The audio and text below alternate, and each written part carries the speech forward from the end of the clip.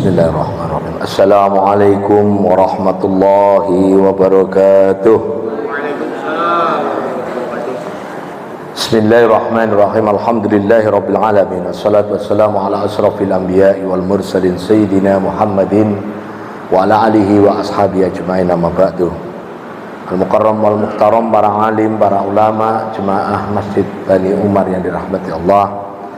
Alhamdulillah kita bisa ketemu lagi untuk melanjutkan kajian kita terkait dengan kitab yang ditulis oleh Imam Nawawi, Syekh Muhammad Nawawi bin Umar Al-Jawi Al-Bandani, yang dikenal dengan Imam Nawawi.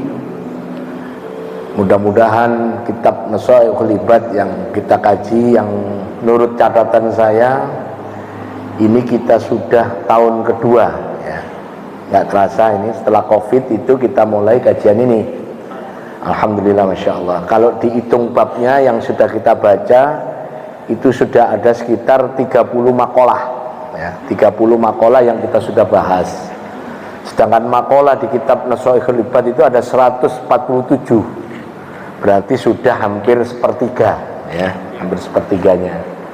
Insya Allah nanti kalau khatam kita doa sama-sama, berarti Bapak Ibu sudah punya ijazah dari saya dapat ijazah dari guru saya, salah satunya Kiai Mas Rihan, Kiai di Mojokerto, Kiai Husain Ilyas, kemudian Kiai Fakih Mojokerto. Berarti Bapak punya sanad ngaji kitab Nasaihul Ibad dari saya dari guru saya dari guru, sampai Mbah Hasyim Asy'ari, Mbah Hasyim Asy'ari sampai Kiai Nawawi Al-Bandani. Itu barokahnya ngaji, ya. Jadi alhamdulillah saya diberi kesempatan oleh DKM Masjid Bani Umar ini untuk ngaji ini, karena nggak banyak masjid yang mau ngaji kitab, itu nggak banyak, ya. Karena nggak seru, kalau ceramah kan seru, padahal orang lupa ketika kita ngaji kitab, kita dapat dua hal. Pertama, kita dapat ilmunya dari kitab itu, yang kedua kita dapat sanadnya, ya. Saya dapat dari guru saya sampai nanti dari saya gitu, ya. Jadi sampai terus nanti misalnya, mohon maaf ibu-ibu ngaji gitu, Bu, ngaji dong di tempat kami, gimana kalau ngaji kitab Nasaihul Ibad aja? Terus ditanya, Ibu, Bapak memang punya sanad? Saya punya sanad dari Gus Arifin. Gus Arifin dari mana? Gus Arifin dari gurunya. Nah, gurunya dari siapa? Sampai penulis kitab ini, yaitu Syekh Muhammad bin Umar Al-Jawi Al-Bandani atau Imam Nawawi, ya, gitu, ya.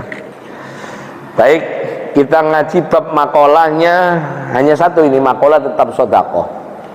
Tapi makalah ini nanti saya sambung dengan makalah dari kitab lain terkait kekhususan umat baginda Nabi Muhammad SAW di tengah zaman yang sekarang sudah deket-deket mau pemilu, orang narik sana, orang narik ke sini. Kita mempunyai keyakinan, saya mempunyai keyakinan bahwa dengan ngaji kitab akhlak seperti ini, kita nggak gampang terombang-ambing, kita tetap jaga ukhuwah, kita tetap ke masjid, kita tetap sholat berjamaah, kita tetap ngaji bareng. Jadi nggak usah mikirin yang aneh-aneh, nggak usah nanti tanggal Februari mau nyoblos ya selesai udah habis itu, ya, bayar cicilan lagi. Jadi ini yang kita jaga sampai nanti, ya. Jadi saya ngajarkan di semua masjid, kita nggak usah bawa-bawa politik ke masjid, tapi saya sampaikan kita jaga masjid kita, kesucian masjid kita, kesucian musola kita, langgar kita. Mudah-mudahan dengan ngaji seperti ini, insya Allah kita istiqomah, lempeng lurus, tegak lurus dengan apa yang diajarkan oleh baginda Nabi Muhammad SAW dan juga ulama-ulama yang mengikuti beliau. Amin ya rabbal alamin. Bismillahirrahmanirrahim. An Aisyah radhiyallahu anha qalat qala Rasulullah sallallahu alaihi wasallam, asy-syahiyyu qaribun minallahi ta'ala qaribun minan nasi qaribun minal jannah ba'idun minan nar wal bakhilu ba'idun minallahi ta'ala ba'idun minan nasi ba'idun minal jannah qaribun minan nar wal jahil syahiyyun ahabbu ilallahi ta'ala minal abidil bakhil. Ini hadisnya dari Ibu Aisyah dari baginda Nabi Muhammad SAW. Kalau ibu bapak belajar ilmu hadisnya Ibu Aisyah itu biasanya khusus terkait sholat sunnah, terkait wirid-wirid gitu, terkait puasa sunnah, terkait sholat duha, terkait sedekah, terkait nanti dengan ibadah-ibadah yang termasuk muamalah-muamalah terkait dengan utang piutang. Ibu Aisyah sangat detail ketika menceritakan apa yang disampaikan oleh baginda Nabi Muhammad SAW. Ibu Aisyah menyampaikan dari baginda Nabi bahwa as-sahiyyu qaribun minallahi ta'ala, qaribun minan nas, qaribun minal jannah, ba'idun minan nar. Orang yang dermawan, di situ pakai kalimat as-sahiyyu. As-sahiyyu maknanya apa saja yang dia suka dari harta atau apapun yang dimiliki, dia tidak memegang seperti begini. Nanti kebalikannya itu namanya bakhil. Jadi as-sahiyyu lawan katanya al-bakhil. Ya, jadi ahli sodako itu disebut as-sahiyyu dalam konteks hadis. Ahli sodako, ahli infak, ahli yang dermawan itu disebut as-sahiyyu. Maknanya orang yang gampang. Kalau bahasa orang Jawa itu luman, pokoknya gampang ngasih. Ya. Gampang, misalnya mohon maaf, bapak ibu, ini bapak-bapak khususnya. Misalnya temennya jalan aja sore habis sholat isya gitu. Terus temennya itu cuma guyon, ini jam segini ngopi enak. Kalau orang as-sahiyyu, ayo ngopi di depannya, ayo gitu. Gampang banget, ya, gampang. Begitu mau bayar begini yang ngambil dompet betulan. Kadang-kadang gini cuma ngambil dompet, enggak garuk-garuk gitu, jangan. Itu bakhil kalau itu ya. Ya. Jadi as-sahiyyu. Apa kelebihannya? Orang yang as-sahiyyu qaribun minallahi ta'ala, dekat dengan Allah. Jadi untuk taqarrub ilallah di kitab Nashaikhul Ibad itu banyak cara. Kemarin untuk taqarrub ilallah ta'ala di materi yang dahulu memperbanyak amal sunnah. Masih ingat ya? Memperbanyak sholat sunnah, memperbanyak puasa sunnah, memperbaiki hubungan dengan kiri kanan tetangga, birrul walidain, yes, amal-amal sunnah seperti tilawah Quran, baca sholawat, zikir dan macam-macam. Itu cara kita untuk taqarrub ilallah. Nah, cara taqarrub ilallah yang lain, dan ini jalan tol. Saya ulangi, taqarrub ilallah dan ini jalan tol adalah menjadi ahli ibadah. Ahli ibadah dalam apa? As-sahiyyu, dermawan, loman, gampang ngasih, ya. Gak pelit, gak kikit, gak koret, gak bintitan. Macam-macam itu. Gak medit kalau ada orang Jawa, ya. Kenapa? Orang yang ahli sedekah, ahli infak itu dekat dengan Allah Ta'ala, dekat dengan manusia. Otomatis kalau kita sering ngasih orang, teman kita banyak. Teman kita banyak. Beda kalau nanti bakhil, jauh dari teman, karena ada aja udah diajak, udah makan, udah lapar gitu, kita nggak bawa uang, belas diajak minum aja nggak mau. Dia beli minum untuk dirinya sendiri. Nah itu dah nggak punya teman, nanti pergi lagi, ya jangan sama dia dah, pelitnya, ya ampun, nah, kayak gitu ya. Kemudian ba'idum minan nar, ini yang terakhir, dekat dengan surga, jauh dari neraka. Padahal nanti di akhirat pilihannya cuma dua, kalau nggak ke surga ya ke neraka. Nah, jalan tolnya adalah orang yang gampang ngasih, gampang loman, gampang ngasih orang lain, dermawan. Siapa yang dikasih, siapa saja yang memerlukan. Jadi konteksnya as-sahiyyu tidak semata-mata terkait dengan zakat, tidak terkait dengan infak sedekah ke masjid, tapi kepada siapa saja, bahkan kepada orang yang tidak seagama. Saya ulangi, bahkan terhadap orang yang tidak seagama. Misalnya ada tetangga kita, agamanya bukan Islam, kelaparan, sampai kasih makan, terus dia sehat lagi, sampai juga dermawan, sampai juga qaribun minal jannah, ba'idum minan nar, dekat dengan surga, jauh dari neraka. Itu kelebihannya as-sahiyyu. Tapi kalau zakat mesti kepada orang Islam, kalau zakat. Tapi kalau infak, sedekah boleh kepada yang selain Islam. Khususnya nanti kepada dzawil qurba wal yatama, orang-orang yang dekat dengan kita. Siapa? Mungkin kita punya famili di kampung, mungkin kita masih punya bapak ibu. Itu menjadi kewajiban kita. Walaupun nggak ngasih yang berlebihan, tapi mereka membuat mereka seneng, itu sudah menyebabkan kita termasuk dekat dengan surga, jauh dari neraka. Kan kalau mau lebaran kan banyak toh anak-anaknya yang yang tinggal-tinggal di daerah Depok, Bogor, nengok ini orang tuanya bawa kongguan 1 kaleng, bawa sirup 1 botol, bawa apa namanya nastar 2 biji, bawa sampai rumahnya. Ada rumahnya di pinggiran sini, deket-deket sini banyak punya kebun, punya rambutan. Pulangnya dikasih beras, dikasih kelapa, dikasih ayam, dikasih menang banyak dia, menang banyak. Datang cuman bawa kongguan 1, sirup 1, nastar 2, pulangnya bawa beras 10 kilo, ayam 2 ekor, kelapa 5 biji, kambing dibawa pula. Kambing mau untuk lebaran haji dibawa, kasihin pula, karena seneng anaknya. Bilang sama neneknya, "Nek, aku suka kambing." "Ya udah, kambing itu kamu bawa." Menang banyak orang ini. Jangan kalau gitu, ibu kita, bapak kita kan untuk hiburan juga itu ya. Kebalikannya orang bakhil, baitu minan nas, jauh dari orang, baitu minal jannah, jauh dari surga, qaribum minan nar, dekat dengan neraka. Nah, ya. Al jahilu sahiyu, orang bodoh tapi dermawan. Saya ulangi, orang yang enggak pinter, enggak alim tapi dermawan, ahabbu ilallahi ta'ala minal abidil bakhil. Orang yang jahil tapi as-sahiyu, al-jahilu sahiyu, ahabbu ilallahi ta'ala minal abidil bakhil. Orang yang enggak alim tapi dermawan lebih amat disukai oleh Allah, lebih amat disukai oleh Allah daripada orang yang alim, ahli ibadah tapi pelit.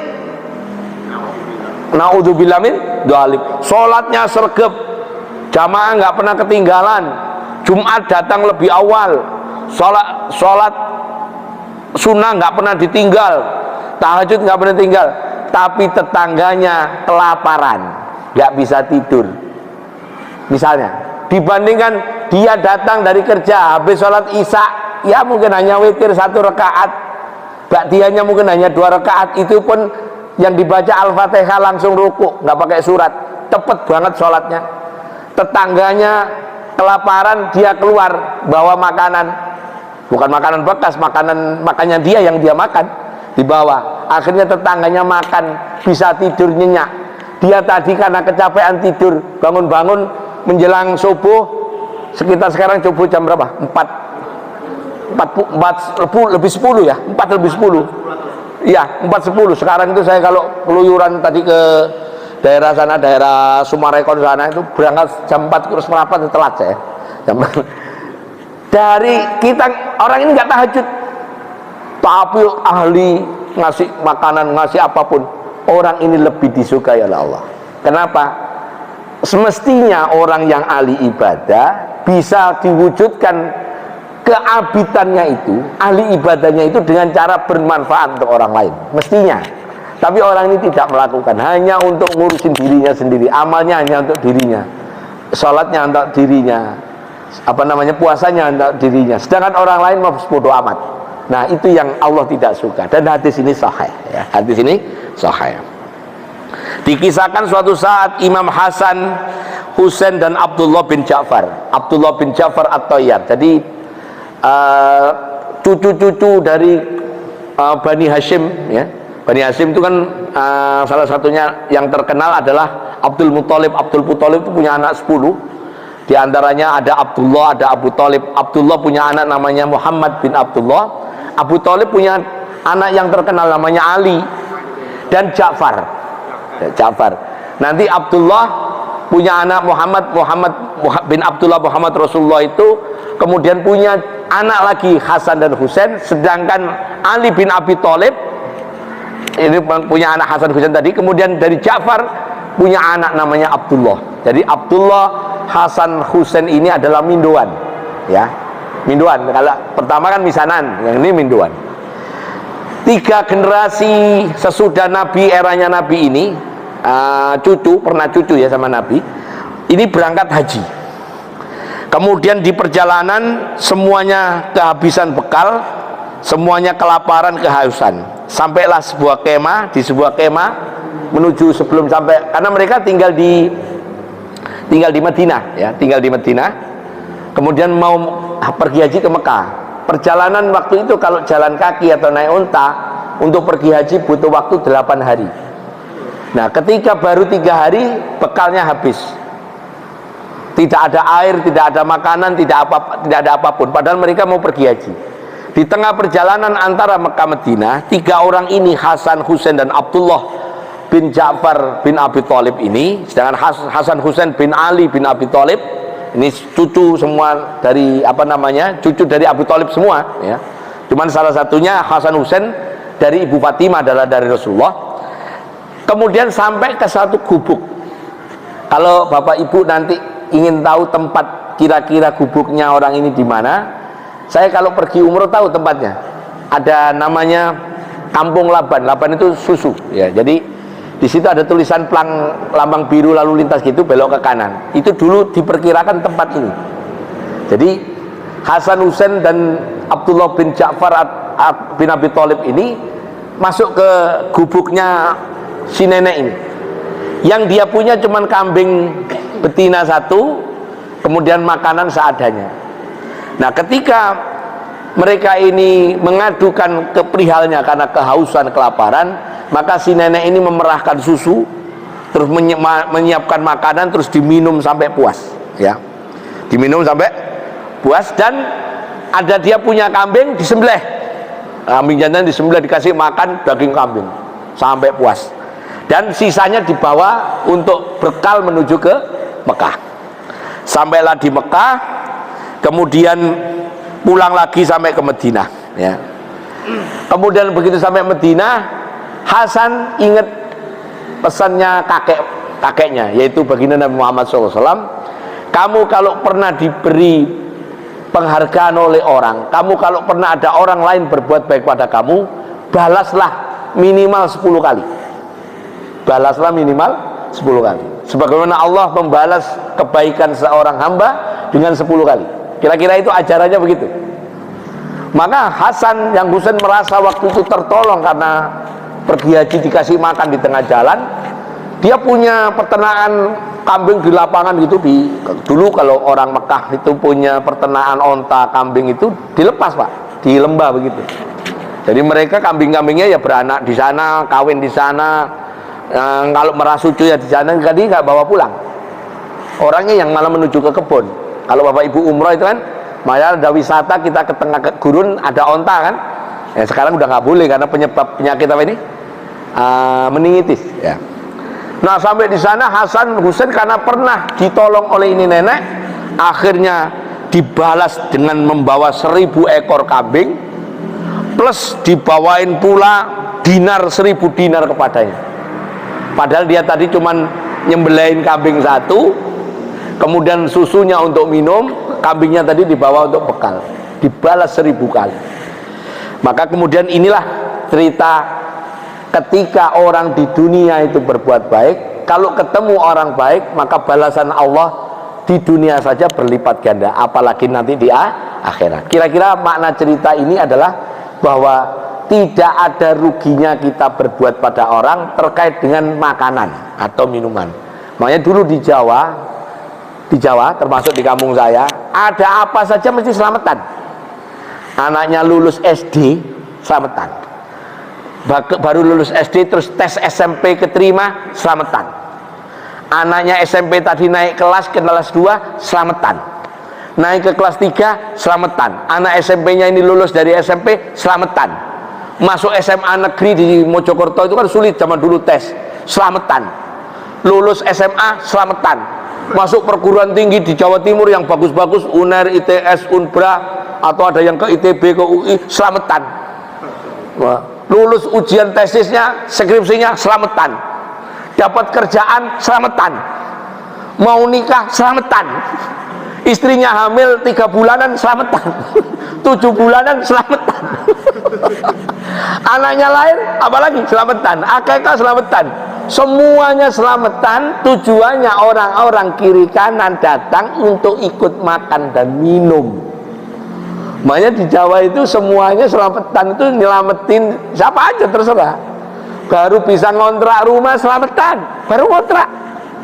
Apalagi punya rumah, walaupun kecil selamatan, rumah agak gede selamatan, apalagi rumah gede, selamatannya gede-gedean. Itu maknanya dulu kenapa orang gampang selamatan. Sampai kemari-kemari udah mulai jarang tuh.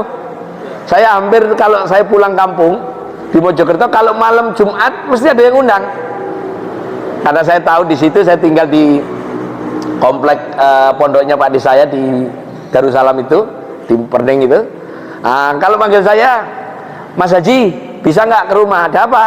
Mimpin tahlil. Kalau saya lagi pulang, ya karena saya belum makan ya saya berangkat. Meskipun saya lagi di situ kan mau beli juga bisa, tapi kan diundang begini kan beda. Berangkat mimpin tahlil, yasinan, tahlilan, terus minta tahlilnya yang pendek aja Pak Yai, karena udah pengen makan. Jadi tahlilnya mau yang paket kilat. Ya, tahlilan yang paket kilat, cuman baca Al-Fatihah, ayat kursi, terakhir Al-Baqarah, terus langsung Qul Huwallahu Ahad, Falaq Nas, terus langsung dikit la ilaha illallah, doa selesai, yasinan nggak usah. Langsung makan. Paket kilat. Seperti itu ya. Nah, ini menunjukkan bahwa dermawan as-sahiyu itu penting. Nah, berarti kalau kita mau dermawan itu bebas. Ibu misalnya punya makanan lebih, sambil jalan di depan ada orang tukang sapu kok kelihatannya, udah kasih. Udah seperti itu saja. Mudah-mudahan itu menjadi amal yang diterima dan balasan Allah tidak hanya di dunia tapi juga di akhirat ya. Amin ya rabbal alamin. Kemudian Allah juga mengingatkan melalui baginda Nabi, ala inna dunya mal'unah mal'unun ma fiha illa dzikrullah wa ma walah wa aliman au muta'alliman. Dan Allah berfirman melalui baginda Nabi, terus kemudian Rasulullah menyampaikan hadis ini, bahwa ketahuilah bahwa dunia ini mal'unah, dikutuk, terkutuk. Mal'unah dari apa? Mal'unun mafiha, kecuali illa dzikrullah, orang yang ahli dzikir, orang yang berilmu, dan orang yang mencari ilmu. Jadi mudah-mudahan kita yang ikhlas, rajin, rutin ngaji, itu termasuk 3 kelompok ini. 3 kelompok di dunia yang tidak terlaknat. Karena semua ad-dunya mal'unun, dunia ini mal'unah. Mal'unah itu maknanya dikutuk, dilaknat. Dilaknat maknanya tidak diridhoi oleh Allah, tidak disukai oleh Allah. Kecuali orang yang senantiasa zikrullah. Terus wa'aliman, orang yang mau ngajar, au muta'alliman, orang yang mau belajar. Insya Allah mudah-mudahan saya meskipun di sini tidak lebih mulia dari Bapak Ibu, tapi untuk sementara jadi aliman yang ngajar. Ibu bapak meskipun duduk di bawah muta'alliman, sama saja kedudukannya di hadapan Allah. Mudah-mudahan tidak termasuk mal'unah, tidak termasuk orang yang dikutuk oleh Allah Ta'ala. Artinya orang yang tidak dikutuk berarti diridhoi. Insya Allah setiap langkahnya, setiap doanya diijabah oleh Allah Ta'ala. Amin ya rabbal alamin. Kemudian kita masuk ke bab kekhususan Nabi ya. Nah, ini kemudian Sayyidina Ali menyampaikan an-ni'amu sittatun asya, ada 6 nikmat Allah. Sebenarnya nikmat yang Allah berikan itu banyak sekali, tapi Imam Ali bin Abi Thalib menyampaikan 6 ini supaya ini minimal ini yang kita yakini bahwa kelihatan, kita bisa rasakan nikmatnya. Apa itu? Al-Islam. Kita dijadikan orang Islam itu adalah nikmat Allah. Wal Quran, kita oleh Allah diberikan Quran, itu juga nikmat. Maknanya kalau itu nikmat, baca, kemudian fahami, dimengerti, terus diamalkan. Kemudian wa Muhammadur Rasulullah, Allah memberikan kita nabi paling akhir, khotamul anbiya wal mursalin, baginda Nabi besar Muhammad SAW, itu juga nikmatnya Allah. Kenapa? Nabi Muhammad itu nabi yang terakhir, tapi nanti di hari kiamat kekhususannya kita umatnya akan diadili duluan. Karena diadili duluan, kalau masuk surga duluan. Tapi kalau masuk neraka duluan, sama. Sama, namanya duluan kok.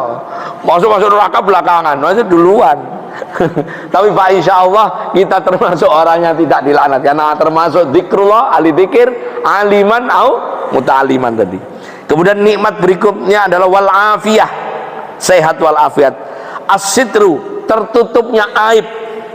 Wal ghina, cukup aninas, dari minta-minta kepada manusia. Maknanya kita bisa punya Islam, kita punya Quran, kita punya Nabi Muhammad SAW, kita punya sehat, kita ditutup aibnya oleh Allah, dan kita tidak minta-minta pada orang. Itu termasuk orang yang kaya raya. Sampeyan pahami itu, supaya nanti keluar syukur dari mulut kita, alhamdulillah. Hati kita meyakini, oh iya, alhamdulillah kita Islam, kita punya Quran, kita punya Nabi Muhammad nanti yang menjadi syafi', pemberi syafaat. Kita juga ditutup aibnya oleh Allah. Kalau seandainya aib kita tidak ditutup oleh Allah, betapa banyaknya dosa kita diketahui oleh orang. Makanya umatnya Nabi Muhammad itu di hadis yang sesudahnya ini, kita termasuk umat yang istimewa karena aibnya ditutup oleh Allah. Dosanya umatnya Nabi Muhammad itu tidak ditampakkan sekarang. Kali dosanya umat-umat terdahulu langsung ditampakkan, langsung diadab. Contoh Nabi Nuh, umatnya nggak beriman pada Allah, dosanya ditampakkan, kirim banjir. Nabi Lut, dosanya ditampakkan, kirim disambar beledek, mati kaku kayak kena radiasi, menjadi batu. Umatnya Nabi Soleh juga demikian, umatnya Nabi Hud juga demikian, umatnya Bani Israel, nabi-nabi Bani Israel juga demikian. Tapi umatnya Nabi Muhammad kalau berdosa ditunggu. Kalau dia dosa siang ditunggu istighfarnya sampai sore. Kalau dosanya malam ditunggu istighfarnya sampai pagi. Kalau hari itu belum, ditunggu sampai akhir pekan tiap Jumat. Kalau masih dosa ditunggu akhir bulan. Kalau masih belum tobat ditunggu nanti Ramadan.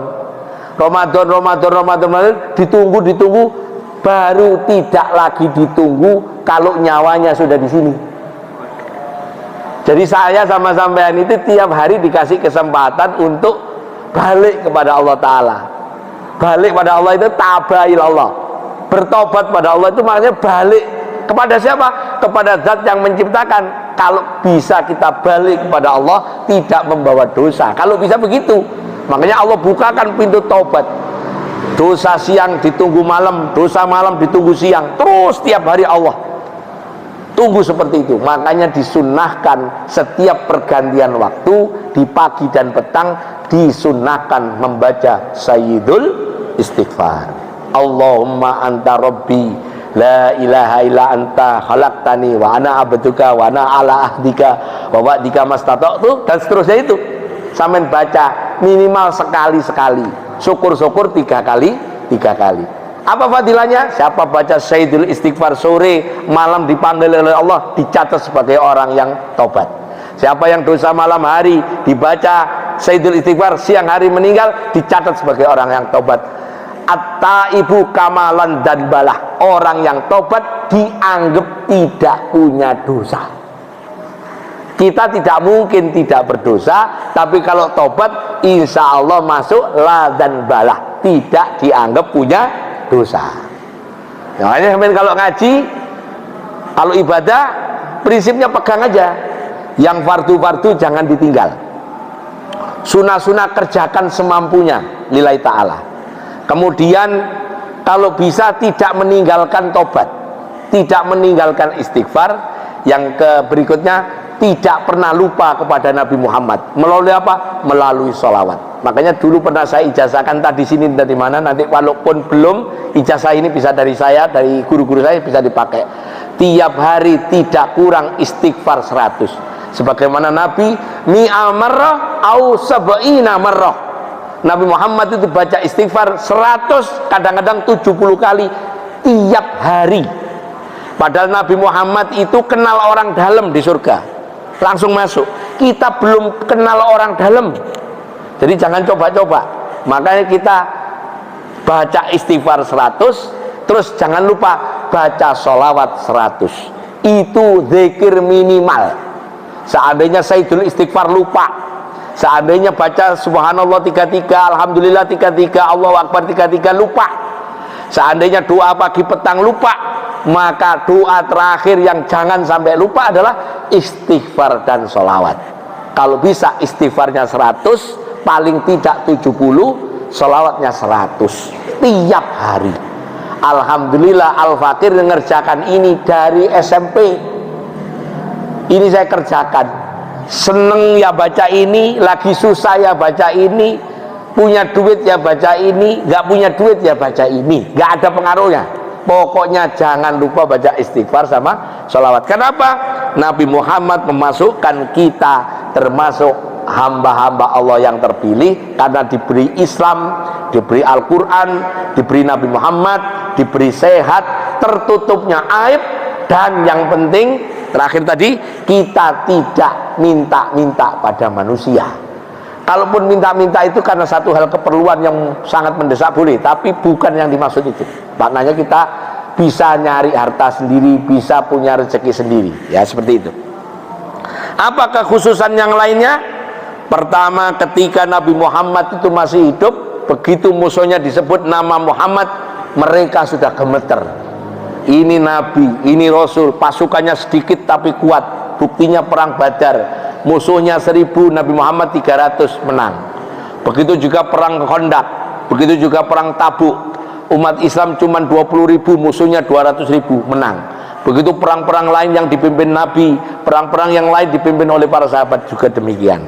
Yang nomor 2, semua buminya Allah bisa dipakai ibadah, kecuali nanti pengecualinya di hadis lain yang nggak boleh dipakai sholat, kandang onta, kandang kambing, kolam renang, jalan raya, dan juga tempat-tempat yang ada najis, tempat pembuangan sampah. Otomatis sholat di jalan raya nggak boleh.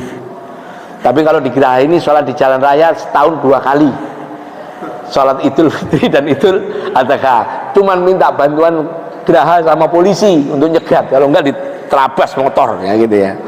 Yang ketiga, Nabi, semua Nabi Rasul sebelum Nabi Muhammad kalau perang nggak boleh ngambil ghanimah, nggak boleh ngambil pampasan perang.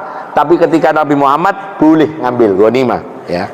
Kemudian Nabi Muhammad adalah orang Nabi yang diberi hak syafaatul udmah, dan kemudian Nabi Muhammad adalah Nabi nanti menjadi saksi untuk seluruh umat Nabi-Nabi terdahulu. Kalau Nabi menjadi saksi untuk umat-umat terdahulu, maka yang diprioritaskan adalah umatnya dulu. Mudah-mudahan kita nanti pun masih diaku sebagai umatnya baginda Nabi Muhammad SAW, supaya tetap diaku umatnya Nabi Muhammad, dan Nabi Muhammad kenal. Ibu-ibu semua bapak sini, perbanyak sholawat, karena nanti orang yang paling dekat dengan aku, pertama yang banyak sholawat, kedua pengurus anak yatim, ketiga yang ahli sodako, keempat yang ahli Quran, yang kelima muadzin dan imam sholat. Jadi sampean kalau sudah bukan imam sholat, minimal ahli sodako. Kalau nggak ahli sodako, minimal kalau ada anak yatim nggak galak-galak. Kalau nggak ngurusin anak yatim, minimal banyak membaca sholawat. Ya, seperti itu. Itu orang yang dekat dengan baginda Nabi, dan baginda Nabi kenal seperti halnya Nabi mengenal Fatimah. Nabi itu kalau mengenal Fatimah, langkahnya Fatimah jalan tek-tek, oh ini Fatimah. Kalau orang sudah kenal kan gitu ya, ibu bapak kan tahu ya, kalau ibu misalnya malam ada suara langkah, oh ini langkahnya bapaknya. Biasanya diseret-seret, kalau pakai sendal itu diseret, ya, itu bapaknya ini. Kalau jalannya toplak, toplak, toplak, oh ada kudanya tetangga lepas. Nah. Kalau krauk, krauk, krauk, oh kucing nyakar-nyakarin tiang. Nah itu udah tahu kan bapak ibu. Nabi Muhammad mengenali umatnya itu detail. Oh ini si fulan dari Bintaro, oh ini si fulan Pondok Kacang, oh ini si fulan dari Pondok Serut, oh ini si fulan dari Kayu Gede, oh ini si fulan dari Pamulang. Tahu kenapa? Tiap hari 100 kali nama beliau diucapkan, Allahumma sholli ala Sayyidina Muhammad wa ala ali Sayyidina Muhammad. Satu malaikat lapor, ya Rasul, ini umatmu di Geraha Raya, si fulan, si fulan, si fulan, si fulana, si fulana, ini orangnya. Tiap hari. Gimana Nabi nggak kenal nanti? Besok hari kiamat langit sudah diganti dengan yang baru, bumi diganti yang baru, Nabi Muhammad tetap kenal, oh ini yang paling banyak ngucapin sholawat, oh ini dulu yang ngurusin anak yatim, oh ini yang banyak sodako, oh ini yang imam masjid, oh ini yang ahli adzan. Semuanya Nabi kenal. Kalau kenal, Nabi ngajak ke haud, karena sahibul haud, pemilik telaga itu adalah baginda Nabi Muhammad SAW, yang haudnya dinyatakan di Quran disebut dengan Al-Kautsar. Inna a'tainakal kautsar fasholli li rabbika wanhar inna syani'aka wal abtar. Al-Kautsar itu nama haud. Haudnya berupa telaga yang gede, luas. Di sana sudah ada banyak cengkir-cengkir, ceret-ceret. Siapa yang menginginkan silakan ambil sampai puas. Airnya lebih putih dari susu, lebih manis daripada madu, segernya lebih seger daripada Pocari Sweat. Lebih seger. Siapa yang minum air itu tidak akan haus selamanya. Padahal saat itu nunggu pengadilannya Allah. Pengadilannya Allah itu lamanya berpuluh-puluh tahun. Ada yang mengatakan 70 tahun, ada yang mengatakan 700 tahun akhirat. Belum masuk surga, belum masuk neraka, nunggu pengadilan. Seandainya sampean pengadilan di sini, pengadilan apa itu? Tilang itu SIM. Ada nomornya kan? Misalnya sampean baru datang terlambat, dapat nomor 200. Udah kepikiran, wah jam 12 siang ini. Itu sudah tahu bisa memperkirakan. Lah nanti di hari kiamat yang diadili banyak, dari mulai dia balik sampai mati itu diadili. Ini duit dari mana, untuk apa, kamu dulu dikasih umur untuk apa, ini kamu ada urusan dengan si fulan, sudah kamu bayar belum, sudah minta apa, ditanyain satu-satu. Jumlah penduduk bumi itu ratusan miliar. Berapa lamanya? Ketika nunggu lama itu, umat Nabi Muhammad yang 5 tadi duduk di telaga nyantai sambil minum, seger, dinaungi oleh rahmatnya Allah. Karena kita termasuk orang-orang yang menjaga diri kita, mulut kita, badan kita dari kekotoran, baik najis dohir maupun najis batin. Senantiasa tobat, terus dirinya senantiasa punya wudhu. Makanya amalannya Imam Syekh Nawal Bantani senantiasa jaga wudhu, latihan ya. Demikian, mudah-mudahan ini bermanfaat. Insya Allah ngaji kita ini agak cepat, tapi mudah-mudahan ringkas. Mudah-mudahan siapa saja yang hadir di majelis ini insya Allah menjadi ilmu yang manfaat. Silakan ada pertanyaan, monggo. Kurang lebih 15 menit sampai jam 9:05, karena kita tadi mulai jam 9:05 dikit ya. Jam 8 nih, monggo. Monggo Mas Ustadz Satria, monggo. Bismillahirrahmanirrahim. Assalamualaikum warahmatullahi wabarakatuh. Waalaikumsalam. Suhu Gus, Jazakallahu dan sebagainya. Ini ya, kan beberapa waktu yang lalu kan yang hari ulang tahun Nahdlatul Ulama itu yang berlangsung di Sidoarjo. Iya. Itu kan yang sholawat asjil ya. Iya. Allahumma sholli ala sayyidina. Yang nggak punya mata ya, orang Mojokerto. Iya. Pembicaraannya itu asal usul sholat asjil dan juga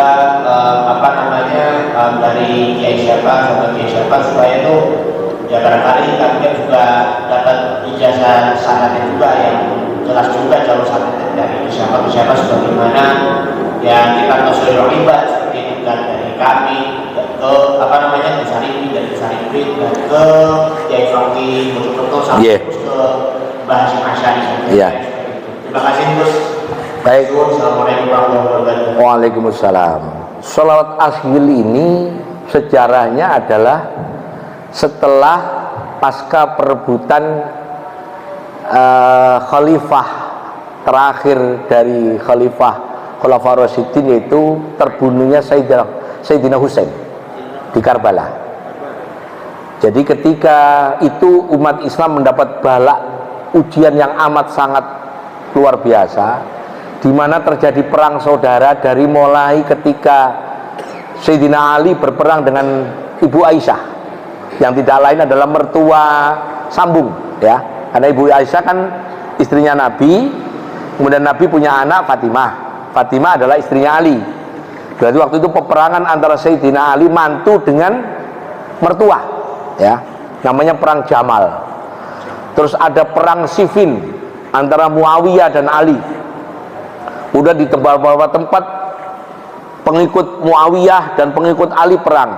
Terus yang nggak ikut di tengahnya namanya Khawarij. Khawarij perang dengan Muawiyah, Khawarij perang dengan pengikutnya Ali. Terus nggak ada selesainya perang. Begitu Sayyidina Husain terbunuh di Karbala, duka itu mendalam sampai kemana-mana. Salah satu keturunan dari Sayyidina Husain itu termasuk pernah cucu dari Sayyidina Husain, itu namanya Ja'far As-Shaddiq, Ja'far As-Shaddiq, yang merupakan pendiri madhab Ja'fari. Saya sering cerita madhab Ja'fari. Madhab di Ahlussunnah itu ada 4, yaitu Imam Abu Nu'man bin Sabit, Imam Hanafi, kemudian Imam Malik bin Anas, Imam Maliki, Imam Muhammad Idris Asy-Syafi'i, Imam Syafi'i, dan Imam Ahmad bin Hambal, Imam Hambali. Tapi keempat orang ini sanad ilmunya sampai kepada satu orang, namanya Ja'far As-Shaddiq. Ja'fari itu, Ja'fari ini juga gurunya Imam Hanafi, juga gurunya Imam Malik. Sementara Imam Malik itu gurunya Imam Syafi'i, Imam Syafi'i itu gurunya Imam Hambali. Ya, ini ngomong sanadnya dulu. Nah, ketika zaman Ja'far Asy-Shaddiq itu, yang kira-kira catatan saya umurnya, beliau wafat tahun 138 Hijriah. Jadi kalau Sayyidina Husain itu kan sekitar 90-an ya, 90 sampai 100. Jadi ini pernah cucunya beliau. Wafat tahun 138 Hijriah. Jadi ketika tahun 100-an Hijriah, itu orang-orang musuhnya Islam itu nggak jelas, mana musuh, mana kawan, mana musuh, nggak jelas. Maksudnya dalam konteks kali ini adalah keluarga Ahlul Bait, termasuk keluarganya Sayyidina Husain, Hasan, itu banyak dimusuhin orang, nyawanya terancam di mana-mana, termasuk nyawanya Ja'far As-Shaddiq, ya. Nah, ketika itulah kemudian Ja'far merasa bahwa apa kira-kira yang bisa kita itu selamat, tapi tanpa harus menghadapi mereka bertempur. Biarkan mereka bertempur sendiri, musuh-musuh itu, sampai mereka lemah sehingga tidak memusuhi kita. Karena Ja'far alirannya satu, saya nggak mau lagi membunuh sebagaimana terbunuhnya kakek buyut saya Husain, kira-kira gitu. Saya pingin mereka, biar mereka bertengkar deh, tapi jangan mengancam jiwa kami, jangan merusak masjid kami, jangan merusak komunitas kami. Maka kemudian Ja'far istikharah, kemudian keluarlah sholawat itu. Kalimatnya menyebut nama datuknya Muhammad, tapi memohon pada Allah mudah-mudahan mereka dolimin Allah, orang dolim sama orang dolim berantem, gitu ya. Sampai kalau ya bahasa saya, ini sholawat ini ajib banget. Dari musuhnya yang berantem, kita sudah nggak usah ikut berantem. Nah itu ya, sudah tahu ya Pak. Jadi yang ngarang sholawat itu bukan kaleng-kaleng, ya, bukan sembarangan. Siapa? Kalau dihitung dari Nabi itu kelima. Jadi Nabi Muhammad, Fatimah, Hasan Husain punya anak. Itu baru Ja'far. Iya. Namanya, beliau adalah pendiri mazhab Ja'fari. Saya oleh guru saya punya ijazah fikih Ja'fari saya. Tapi kalau saya ngajari ini saya harus hati-hati, karena saya pernah ngajar fikih Ja'fari ini di satu masjid, saya dituduh Syiah. Saya Gus Harimin itu Syiah, karena ngajarnya fikihnya kayak gitu. Nah, terus saya jawab gampang aja, saya bukan si A tapi si B, kadang-kadang si C. Mau sore orang kayak gini dituduh si A, saya bilang. Saya itu hanya nunjukkan ini loh acaranya gitu loh, terus dituduh, repot ya. Dan cuman saya ya karena menghayati salawat asghil, saya biarin aja. Wa asghirid dolimin bid dolim, biarkan mereka asghil, dolimin bidolimin, dengan kedolimannya sendiri, biar berantem. Nah gitu ya, begitu ya, kurang lebih ya Mas gitu ya. Iya. Mungkin ada lagi dari ibu dulu, ada yang mau bertanya? Ada.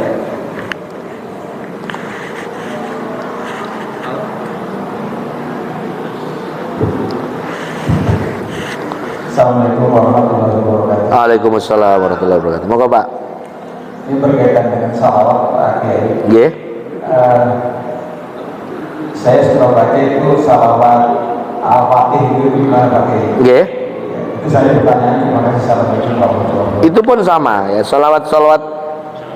salawat Al-Fatih, salawat Nariyah itu ya, kelompok-kelompok itu ya, adalah salawat Fatih ini yang ngarang adalah Syekh Muhammad Al-Bakri. Beliau ini masih keturunan daripada Sayyidina Abu Bakar As-Siddiq. Jadi kalau kita lihat sanadnya salat Fatih itu sanadnya nanti kepada Sayyidina Abu Bakar ya, sebagaimana Torekot Naqsabandi itu sampai kepada Abu Bakar ya. Kebetulan saya punya dua torekot saya Naqsabandi sama Sadili. Kalau saya Naqsabandi dari kakek saya, Pak D saya, kakek pernah Pak D. Kalau salat Sadili saya dari Kiai Abdul Jalil Mustaqim di Tulungagung. Nah, salah satu kebiasaan di dua torekot ini dan di torekot-torekot yang muktabaroh lain adalah membaca sholawat-sholawat yang diciptakan oleh para ulama setelah era para khulafaur rasyidin. Bagi orang-orang yang nggak paham, dikiranya sholawat itu sholawat ngarang terus langsung dicap bid'ah biasanya. Padahal kalau dicari asal usulnya sholawat-sholawat seperti sholawat Asghil tadi, sholawat Fatih ini dari Syekh Muhammad Bakri, masih turunan dari Abu Bakar, juga terus sholawat Nariyah, sholawat Munjiyah, Tunjina itu, Tunjina al-afali wal afat wa tafdilana ila itu semuanya sholawat-sholawat yang dikarang oleh keturunan Khulafaur Rasyidin, termasuk sholawat Fatih. Cuman saya kalau baca sholawat Fatih, dulu saya dapat ijazah dari guru saya Kiai Fakih di Mojokerto. Kalau baca sholawat Fatih itu saya nggak lebih dari 7 kali saja. Ijazah saya itu. Jadi kalau kalian mau ngamalkan, jangan banyak baca bacanya, 7 kali aja. Kalau dari saya. Tapi nggak tahu kalau kalian punya guru disuruh baca 40 kali, monggo. Seperti sholawat Nariyah 4444 itu juga ijazah. Cuman kalau nggak kuat diturunkan 1111. Kalau nggak kuat diganti 444. Kalau nggak kuat 44. Kalau nggak bisa cukup 11. Saya milih yang 11. Sholawat Nariyah. Yang paling enteng. Paling gampang. Kalau sholawat 4404 kita ngumpulkan orang 40, masing-masing baca 111. Ya, jumlahnya 4444.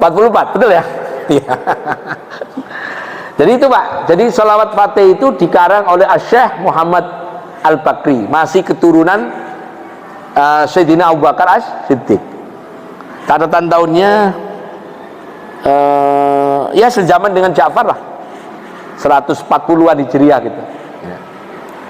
Jadi itu sholawat punya sejarah Pak. Saya kebetulan punya kitab sholawat-sholawat itu.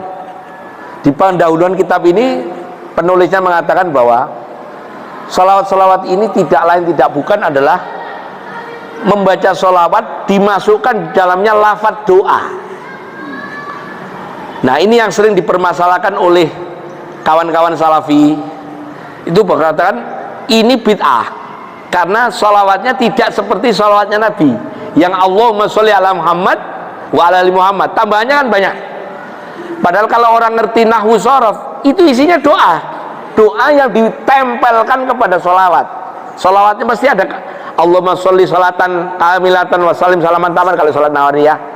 Nah, atau kalau sholat Fatih juga demikian, ada kalimat Al-Fatih di belakangnya. Itu sama, didahului dengan nama Nabi Muhammad SAW, kemudian ditempelkan doa yang dihajatkan apa. Bukankah kita tahu bahwa hadis doa akan ditolak kalau tidak didahului dengan sholawat. Wa'alaihi sayyidina Muhammad. Terserah. Maka supaya doa itu diterima, doanya diblended dengan sholawat. Jadilah sholawat Fatih, sholawat Asghil, sholawat Nariyah, sholawat Munjiyah, macam-macam, Tafrijiyah, macam-macam sholawat. Kira-kira itu ya Pak. Cuman kalau ngamalkannya harus bimbingan guru. Tapi dari sisi teks lafadznya, saya pastikan selawat Fatih itu dikarang oleh Asy-Syaikh As-Sayyid Muhammad Al-Bakri yang masih keturunan Sayyidina Abu Bakar As-Siddiq. Kira-kira itu Pak ya, mudah-mudahan terjawab. Terima kasih nih Pak Kiai. Nggih. Sebelumnya juga memang judulnya saya katakan saya ada baca itu dari YouTube. Oh. Jadi mumpung sekarang ada Pak Kiai, saya tidak ijazah. Ya 7 kali ya. 7 kali ya. Iya, 7 kali aja ada. Iya, tinggal kobil tuh. Kobil tuh, tinggal bilang kobil tuh. Kobil. Nah, ya ada. Terus biasanya begini Pak Kiai. Iya. Mohon maaf Bapak, saya tambah sedikit ya. Bolehkah kita mendoakannya dengan ucapan Al-Fatihah buat yang ijazah atau seperti yang lazimnya seperti itu Pak Kiai? Ya. Memang tata keramanya kita kepada guru. Guru itu macam-macam, ada yang guru ngasih ilmu syariat, ada guru yang ngasih ilmu hakikat, ada guru ngaji Quran, ada guru ngaji ngajarin kita nyari duit. Guru ngaji ngajarin nyari duit ada. Itu guru matematika kita di sekolah, guru-guru IPA kita yang di sekolah, guru ekonomi yang kita di sekolah, guru-guru kita SD itu loh, guru-guru kita yang ngajarin baca, itu juga Fatihain loh. Sampean bisa begini semua, saya bisa duduk di sini ini, saya bisa punya gelar sampai S2. Kalau nggak ada yang ngajari A, B, C, D, E, F, G, H, I, J, K, siapa yang bisa jamin saya duduk di sini? Atau saya dapat gelar MA? Nggak ada. Harus bisa baca dulu, Fatihain. Guru-guru kita Fatihain, yang ngasih wirid kita Fatihain, yang ngajari kita sholat Fatihain, yang ngajari Iqra Fatihain. Kenapa? Bentuk adab kita, tata krama kita pada orang yang menunjukkan kita bagaimana kita bisa mendapatkan nur yang lain. Guru kita itu membukakan satu kunci kecil yang kalau itu terbuka maka seluruh nur ilmu masuk ke kita. Mau ilmu akhirat, mau ilmu dunia masuk ke kita. Dan ilmu itu kalau saya tidak dikotomis, tidak kita pisahkan, oh ini ilmu dunia, oh ini enggak. Kalau saya, semua ilmu itu yang dimaksud dalam hadis, idza mata benu Adam in qata'a amaluhu illa min thalathin shadaqatin jariyatin aw ilmin yuntafa'u bi awwalin salihiyatu aula.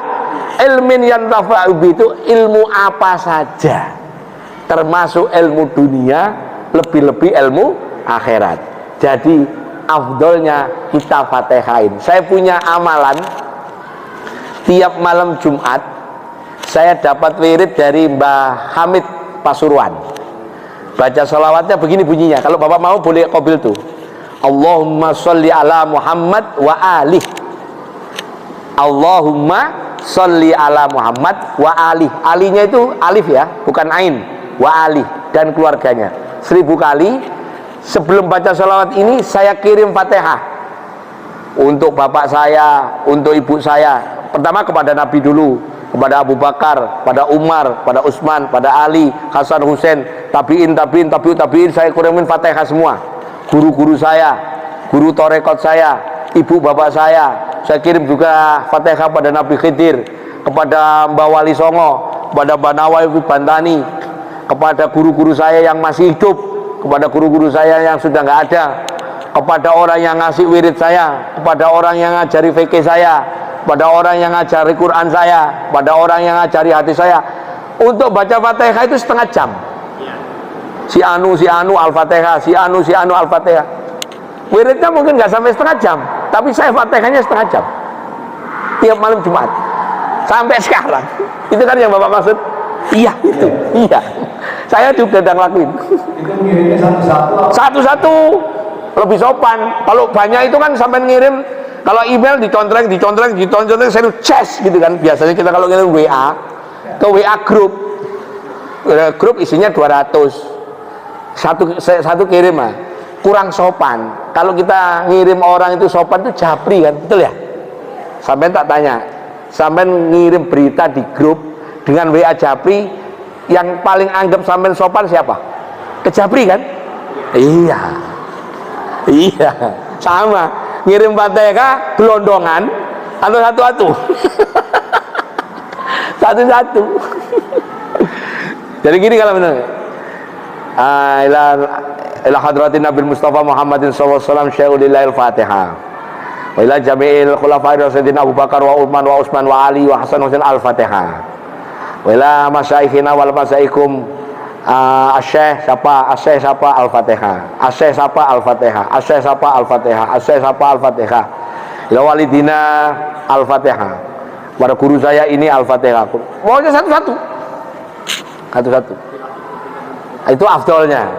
Tapi kalau kelihatan udah mau ngantuk banget, dari Nabi Muhammad sampai guru saya surat al-Fatihah. Kadang-kadang. Tapi afdolnya satu-satu ya. Afdolnya satu-satu. Clear nggih? Terima kasih Pak. Monggo. Nanti Mas Tadria terakhir ya. Nah, ini. Monggo lho Bu kalau ada pertanyaan. Monggo Pak. Waalaikumsalam. Tadi saya juga prihatin. Jadi saya nanya udah keluar dari materi, keluar dari sholawat. Karena saya kayak, tapi saya juga kayak kecil sekali. Sebenarnya di dunia ini kan banyak wali-wali Allah sampai sekarang pun, dan kalau kita baca di hadis itu wali itu kan doanya sangat memuji, sangat dikabulkan oleh Allah. Satu wali itu juga berarti seluruh wali.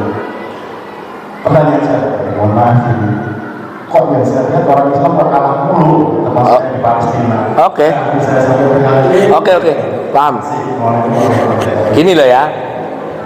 Dulu Nabi Muhammad itu perang Badar menang. Betul ya? Nabi Muhammad 313 plus Nabi. Musuhnya yang dipimpin oleh Abu Jahal itu 1000. Menang. Tahun berikutnya umat Islam tambah banyak, 1000. Musuhnya 7.000, ada yang mengatakan 10.000. Kalah perang Uhud. Kemudian itu untuk yang kekalahan pertama. Kekalahan kedua waktu Turki Utsmani. Turki Utsmani kalah sama Inggris waktu perang dunia pertama. Sebelum perang dunia tahun 1900-an sekian. Padahal waktu itu Turki Utsmani termasuk superpower. Kalah. Kemudian tahun 1948 gabungan Mesir, Yordania, Lebanon, Syria ngeroyok Israel, kalah. Peristiwa Yom Kippur 48. Sampai sekarang belum pernah menang lawan Israel. Itu kan yang saya maksud. Padahal orang Islam ahli wirid, ahli sedekah, ahli ibadah, ahli puasa sunnah, ahli hafal Quran. Kok kalah? Rumusnya tetap ada di surat Al-Baqarah ketika Nabi Daud menang lawan Jalut. Kamin fi'atin, berapa banyak kelompok-kelompok yang sedikit mengalahkan kelompok yang besar. Ya, maknanya apa? Kelompok kecil terorganisir, rapi, softnya kuat, kalbunyanun marsus, seperti bangunan yang amat sangat kokoh. Surat Sof ya. Jadi kita itu tidak memenuhi kriteria pasukan kecil yang kuat terorganisir, dan tidak seperti bangunan yang marsus, yang sangat kokoh, yang tidak bisa ditembus. Kita itu besar tapi keropos. Antara umat Islam sendiri cakar-cakaran. Buktinya apa? Palestina dibombardir, negara paling kaya di situ Saudi juga ngirim doa saja. Mentok-mentok salawat kunut nazilah di Masjidil Haram sama Masjid Nabawi. Ya mestinya kan kalau kunut itu dibaca kan langsung cespleng jadi toh. Tapi ternyata tidak. Kenapa? Karena yang kaya tadi hanya nyumbang doa. Padahal al-sakhiyu, mestinya kalau Saudi sebagai as-sakhiyu datang nyuplai senjata. Gimana sampean gak mau prihatin? Wong syarat-syaratnya untuk menang tidak dipenuhi.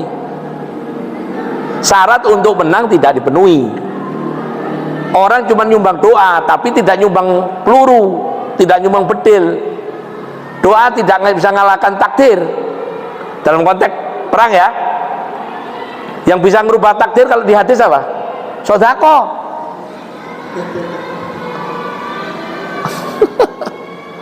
Mestinya disodakoi itu, sedekoi tank, sedekoi peluru, sedekoi rudal. Siapa yang kaya di situ kan banyak, Uni Emirat Arab, Qatar, Kuwait, Arab Saudi. Sekarang nyumbangnya apa? Kunut nazilah doang. Malah yang nyumbang duluan malah kita, Malaysia, Brunei, ngirim makanan, ngirim obat. Rumah sakit kita pun di sana juga habis dibom. Sekarang negara yang paling dekat Mesir aja perbatasannya nggak dibuka. Yang di Golan itu. Kan di situ kan Islam yang banyak tuh, Mesir. Di selatan. Sebelah timurnya Arab Saudi. Utaranya Libanon. Syria masih masalah lawan ISIS. Kemudian di sebelah sananya lagi ada Uni Emirat Arab, Kuwait, Qatar, Bahrain, Uni Emirat Arab, Oman. Itu negara sugih semua, tapi bakhil. Bakhil, Pak. Apa tadi di hadis pertama? Al-bakhilu ba'itu minan nas qoribu minan nar. Ba'itu minal jannah. Al-jahilul syahiyu ahabu ilallah ta'ala minal abidil bakhil. Tadi itu yang hadis pertama tadi. Ya sampai prihatin, saya juga prihatin banget kok. Dari dulu begitu. Arab Saudi mana mau bantu, Pak, nggak mau. Yang bantu malah Iran, yang dituduh Syiah itu. Yang Syiah itu malah Iran ngirim senjata. Cina. Yang di sini dibilang-bilang Cina asang bantu Palestina duit. Oh. Korea Utara. No, komunis. Orang Islamnya sendiri al-bakhil. Naudzubillah min dzalik. Gimana mau menang, Pak? Mestinya kalau mau demo Palestina, yang di demo Arab Saudi, kedutaan Arab Saudi, kedutaan Kuwait, Bahrain itu demo. Amerika itu kan memang Israel. Untuk apa demo Amerika? Enggak direken. Paham, Pak ya? Sampai kalau tak tunjukin ilmu yang seperti itu, sebenarnya udah lama saya. Kalau ini kebetulan alhamdulillah ditanya oleh Bapak. Saya kalau mau ngaji itu mau ngomong, kalau khutbah Jumat saya ngomongin ini. Gimana Palestina mau menang, mau negara sekitarnya aja nggak bantu. Sebagaimana kita punya tetangga yang tadi depan saya sampaikan, yang hidup di komplek orang kaya tapi mati kelaparan. Nah, nanti ada hadis di Nasaihul Libat. Salah satu siksa pertama untuk orang kaya adalah laporannya orang miskin yang kelaparan ini. Padahal orang yang kelaparan ini bukan orang Islam. Lapor sama Tuhan, sama Allah. Wahai Tuhan, aku kelaparan, tetanggaku kaya semua, tapi satu pun tidak ada infak sedekah padaku. Maka orang kaya-kaya dipanggil. Bener kamu gak sedekah? Iya, neraka. Makanya nanti di akhirat yang banyak masuk neraka orang kaya. Tapi jangan terus aku tak miskin aja, yang miskin juga banyak yang nggak sholat kan masuk neraka juga. Maksudnya cara baca hadis nggak begitu. Untuk ibroh supaya kalau kita punya duit ya bantu. Termasuk Saudi tadi itu loh. Kekayaannya Saudi dari haji sekali cukup untuk memerdekakan Palestina, Pak.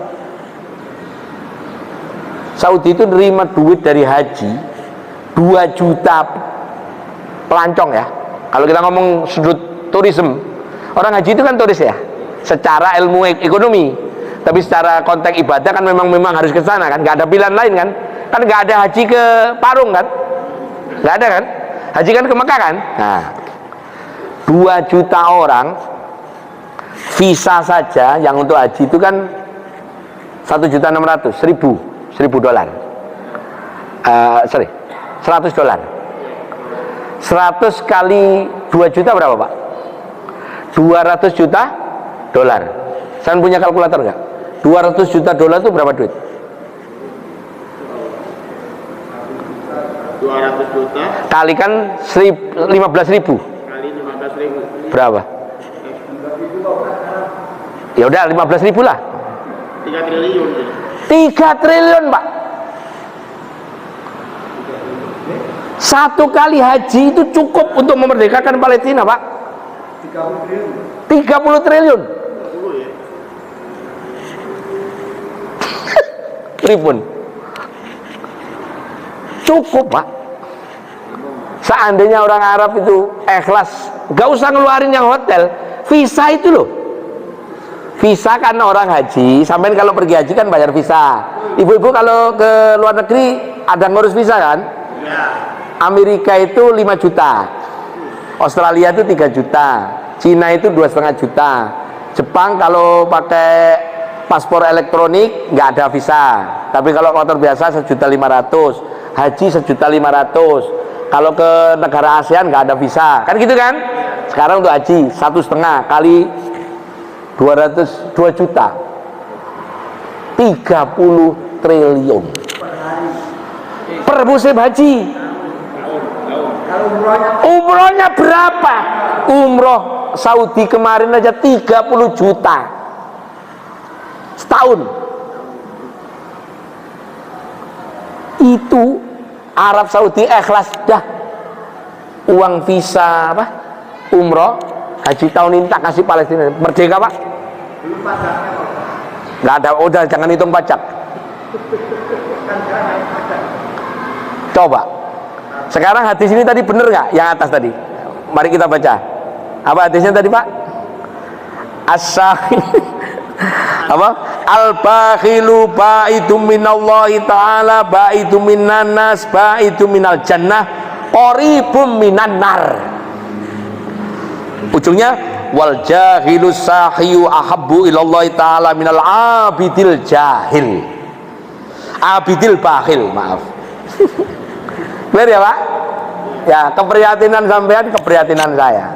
Tapi solusinya saya tunjukkan hitungannya tadi. Coba Arab Saudi mau berbagi uang haji dan umroh satu tahun ini aja, kasih. Palestina bisa segera bangkit, Palestina bisa beli senjata, Palestina bisa makan, nggak akan kelaparan, bisa bikin power plant untuk listriknya, bisa bikin untuk water treatment, untuk ngasih air laut disuling 1 triliun cukup untuk bikin air suling, air laut disuling jadi air tawar, itu butuh duit 1 triliun. Ini tadi mau ngasih berapa? 30 triliun cukup, masih ada 29 triliun untuk beli tank ini, tank itu, tank ini, ya 10 triliun, 11 triliun, masih ada 19 triliun untuk bikin ini, beli kurma, beli makanan gandum 5 triliun dah untuk 1 tahun. Sisanya masih cukup untuk bangun ini, bangun itu, rumah sakit, cukup 30 triliun. Apa? Nah iya, 1 triliun beli bom atom. Tapi jangan beli kacang atom Garuda. Itu mah kriuk-kriuk. Clear ya, Pak? Mudah-mudahan terjawab. Sampai biar tahu ilmunya aja bahwa penyebab Palestina tidak merdeka karena tetangganya bakhil.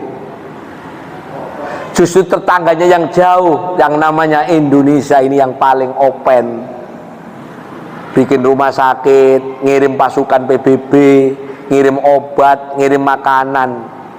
Makanya kalau 17 Agustus orang Palestina itu nyanyikan Indonesia Raya, karena tetangga jauhnya itu yang ngopenin. Tetangga dekatnya Mesir, Saudi, Bahrain, Qatar, Emirat Arab, Kuwait, sebodoh amat. Coba mau wiritan asgil ya, wong mereka sendiri bid'ah kok katanya. Saudi kan nggak wiritan sholawatan asgil, dia ngebid'ah. Benar ya, Pak? Ya mungkin yang lain, moga ibu-ibu kalau ada, moga. Jadi tadi udah dapat ijazah ya, sholat Fatihah 7 aja ya. Ya, silakan. Ibu-ibu moga kalau ada. Sebelum kita doa, Mas Sutria dulu. Mobil itu juga gimana? Apa? Sholat asgil. Kenapa? Ijazahnya dong. Saya salawat asgil itu ijazahnya ijazahnya umum.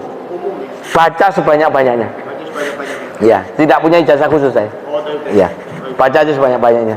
Boleh dilantunkan dalam keadaan gembira, boleh dilantunkan dalam keadaan sedih, boleh dilantunkan dalam keadaan punya duit, boleh dilantunkan bokek. Maka saya ingatkan kalau nggak ada sudah, ya. Baik, Bapak-bapak, kita khusus doakan untuk, ya karena kita tetangga jauh bisanya cuma nyumbang doa, kita doakan ya.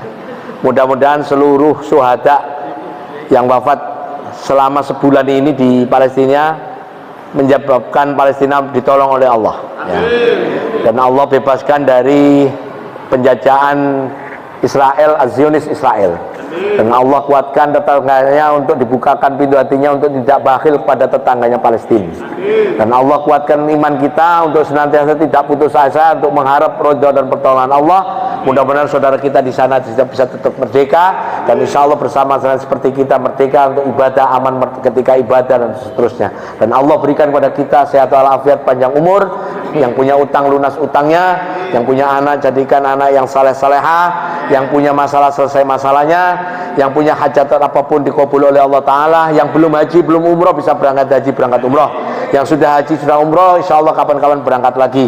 Allah panjangkan umur kita untuk ibadah pada Allah Ta'ala. Allah matikan kita dalam keadaan husnul khatimah. Al-Fatihah. A'udzubillahi minasyaitonir rajim. Bismillahirrahmanirrahim. Alhamdulillahirabbil alamin arrahmanir rahim maliki yaumiddin. Iyyaka na'budu wa iyyaka nasta'in. Shiratal mustaqim. Shiratal ladzina an'amta 'alaihim ghairil maghdubi 'alaihim waladdallin. A'udzu billahi minasyaitonir rajim. Bismillahirrahmanirrahim. Allahumma shalli ala sayyidina Muhammad wa ala sayyidina Muhammad. Alhamdulillahirabbil alamin. Allahumma izzal muslimatal muslimin, Allahumma izzal ummatal muslimin, Allahumma izzal fi Palestin. Allahumma inna nas'aluka ridhaka wal jannah wa na'udzubika min sakhatika wan nar. Allahumma tawil umurana tsabbit aqdamana tsabbit imanana. Allahumma inna nas'aluka bil husnil khatimah wa na'udzubika min su'il khatimah. Allahumma yassir wa la tu'assir wa atmim lana bil khair bi rahmatika ya arhamar rahimin. Rabbana atina fid dunya hasanah wa fil akhirati hasanah wa qina adzabannar. Wa sallallahu ala sayyidina Muhammad. Alhamdulillahirabbil alamin. Assalamualaikum warahmatullahi wabarakatuh.